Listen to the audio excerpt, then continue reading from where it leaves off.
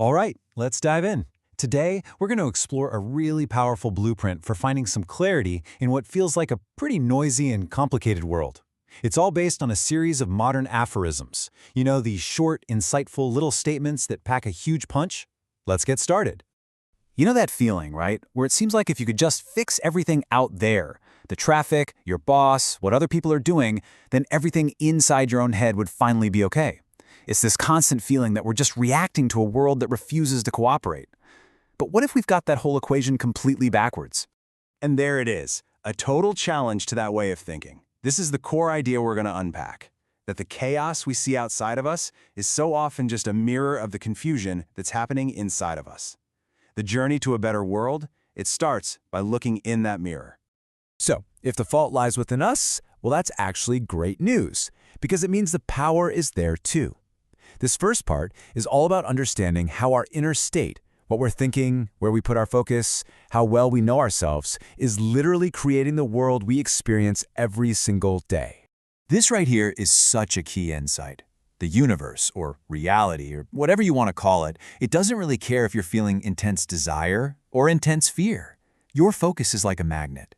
Whatever you point it at with real energy is what you start pulling toward you. So the big question this forces us to ask is, where is your energy really going? I love this because it just perfectly shows how our inner world can completely trump our external situation. We spend so much time chasing things, right? Titles, money, status, thinking that's the key to being free and happy. But this suggests that real freedom, true happiness, it comes from self-knowledge. A king who doesn't know himself is just a prisoner in a really big house, while a beggar who understands his own mind is free no matter where he is. Okay, so what is it that stops us from getting that self-knowledge? Well, our source points to this concept, 我执, which translates to ego attachment.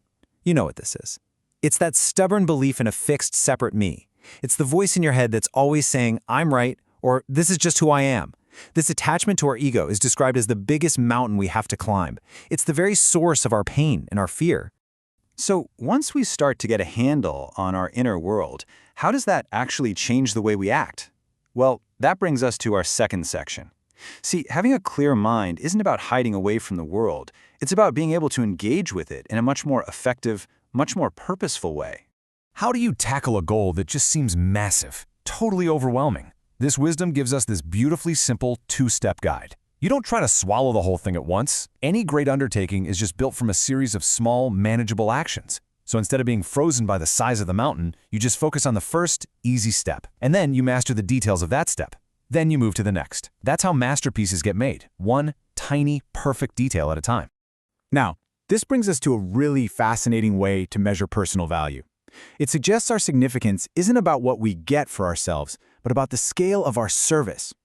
As you can see here, our value just grows and grows as we shift our focus from only serving ourselves to serving our community and then ultimately to serving everyone. It totally reframes life's goal from what can I get to what can I give.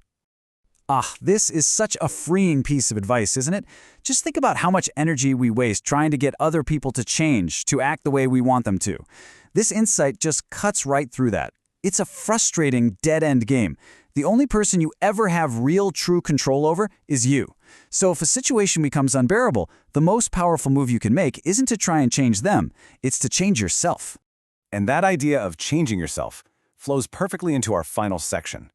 Because gaining this kind of clarity, well, it isn't a one-and-done thing. It's not like you just arrive at a destination. It's a continuous journey of learning, of evolving, and sometimes of unlearning the very things we thought we knew for sure. So what holds us back from real growth? We're told it's these three kind of surprising culprits. Habit and history, okay, those make sense. We all get stuck in our ways, right? But look at that middle one, knowledge. Wait, what? How can knowledge get in the way? Well, it becomes a barrier when it turns into this rigid box that we're not willing to step out of. To really innovate, to truly grow, you have to be willing to question what you think you already know. And this distinction is absolutely key. The source material draws a sharp line between knowledge and wisdom. Knowledge is just raw information you've picked up. You can have a whole library of it in your head. But wisdom is something else entirely. Wisdom is applied. It's the ability to take that knowledge, filter it through your own experiences, and then use it to actually solve a real problem in the world. It's the difference between knowing all the ingredients for a cake and being able to actually bake one that's delicious. And a huge part of growth is knowing where to put your attention. This next quote, it's intentionally stark. Chronic suicide. Wow.